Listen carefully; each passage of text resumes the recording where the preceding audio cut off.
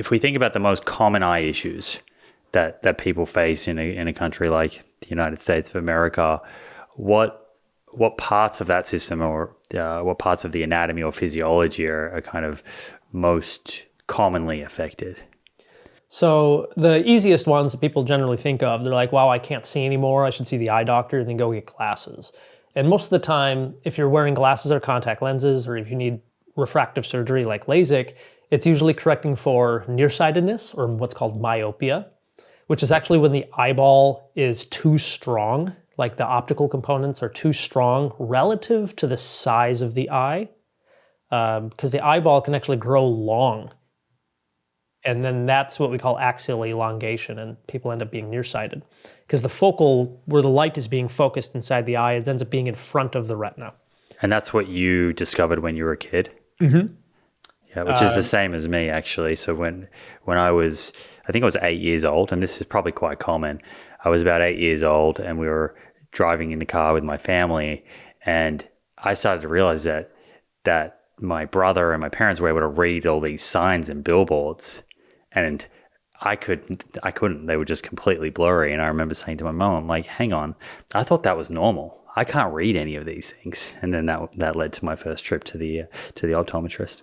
So what you pointed out is exactly what nearsightedness is, right? You're able to see things up close just fine. You're able to look at your hand, maybe read a book, but when you look in the distance, everything is out of focus.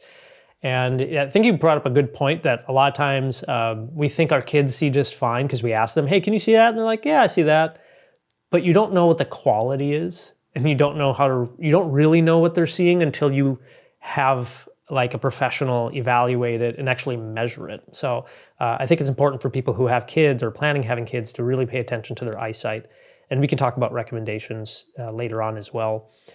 But outside of nearsightedness, then there's hyperopia or farsightedness, which is just the opposite, right? People are able to see in the distance pretty clearly, but when they try to focus up close, whether it be their phone or read a book, they are challenged with it. And it may not be clear, or they get eye fatigue really easily, or eye strain. And so that's farsightedness. You also have astigmatism, which around 30 to 50% of everyone walking around has some small amount of astigmatism. And that's really a shape factor of the eye, usually because the surface of the eye, the cornea, is not perfectly round like a basketball. I like to describe it like a 5-year-old sat on a basketball. It kind of makes it squished, kind of like an egg shape. And that causes blur at all distances, far away and up close. And it kind of makes it like all the letters have like fuzz around it. So it's kind of hard to, people like squint their eyes trying to see a little bit sharper with it. You can have that simultaneously having hyperopia or myopia as well, right? Correct, yeah. You can have hyperopic astigmatism, myopic astigmatism, where it's all combined. So that's probably the most common. People have just what's called refractive error. On top of that, then we talk about more like either aging eye diseases. One of them is called presbyopia. That's where people may have great vision until they're in their 40s and 50s and they start having difficulty seeing up close, right? They have a hard time reading. So that's presbyopia, and we can talk about that. Then cataracts. Cataract development is very common. As you get older and you develop gray hair, you're also going to be developing cataracts. It's unfortunately a part of aging. That's a significant cause of blindness worldwide. Thankfully, we do have amazing surgeries to correct cataracts now. Other blinding conditions that are quite common are macular degeneration, as well as diabetic retinopathy. Those are the two biggest causes of like possibly preventable blindness, especially in developed countries like here in the United States. Those are probably some of the bigger names, along with glaucoma is another one that we're always checking at every eye exam. That's where the nerve in the back of the eye slowly dies over time. This episode is proudly brought to you by 38 Terra.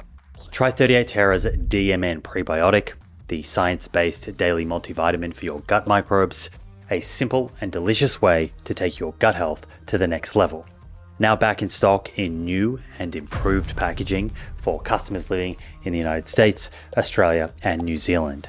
Get 10% off your DMN at 38terra.com.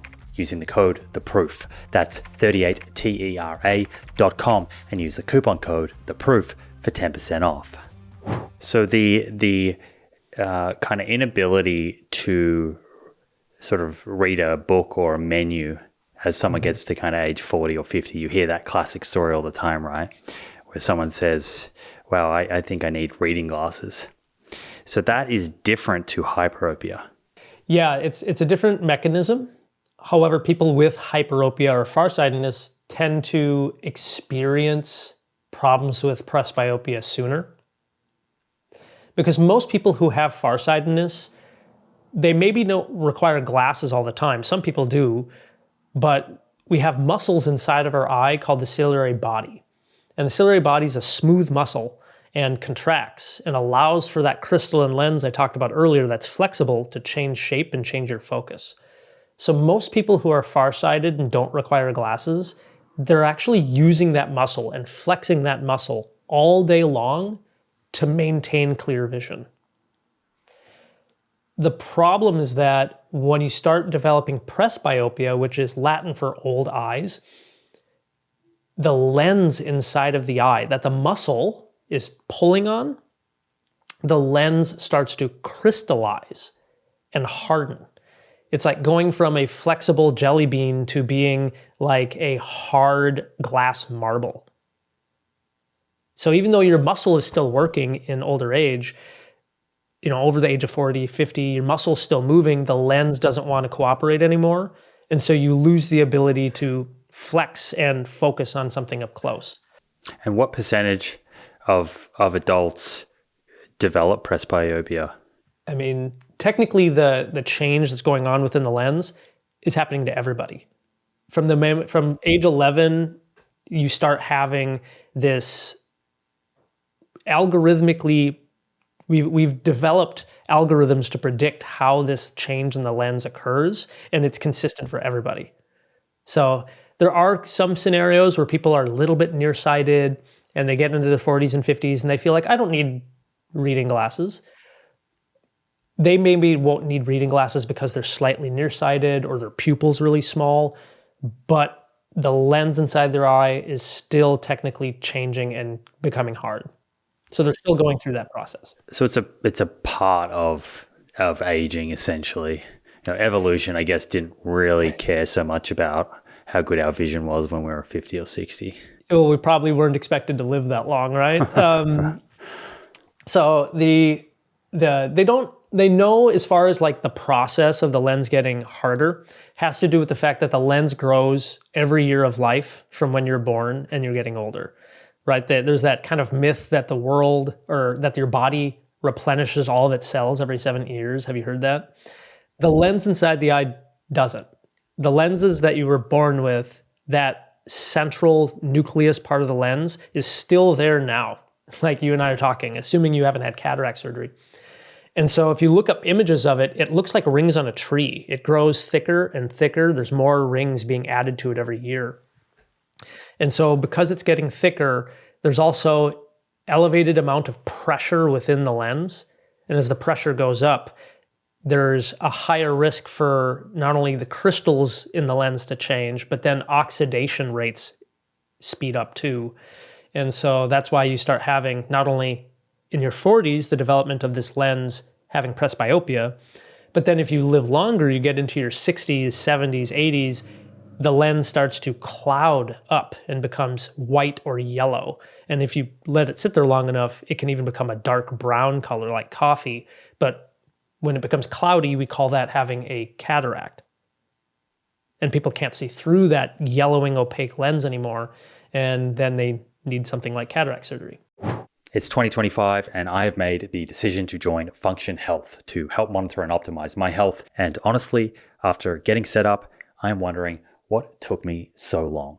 Function makes it extremely easy to track important biometric information over a lifetime, information that you can use in real time to make important health decisions. Function gives you over 100 lab tests covering your entire body every year. Heart, hormones, liver, kidneys, thyroid, metabolic health, heavy metals, autoimmunity, nutrients, and more. 5 times more testing than your typical physical, for $499 a year. A lot cheaper than if you were to order all of these tests individually. That's if you can order them. Take ApoB and Lp(a), for example, two very important tests for determining your risk of having a heart attack or stroke. Yet, as outlined in multiple episodes on this show by Dr. Thomas Dayspring, they can be incredibly difficult to order with your local doctor. Using Function is very straightforward. You join and then visit one of their 2,000 US lab locations. I went to one here in LA where I live. It's very easy, and boom, your results are tracked over time in one secure place. No shady upselling, no gimmicks, just your results beautifully presented and science-based insights from doctors to help you optimize your health. Skip the 400,000 person waitlist today at functionhealth.com/Simon Hill and join me on the path to nerd level health optimization. That's functionhealth.com/Simon Hill.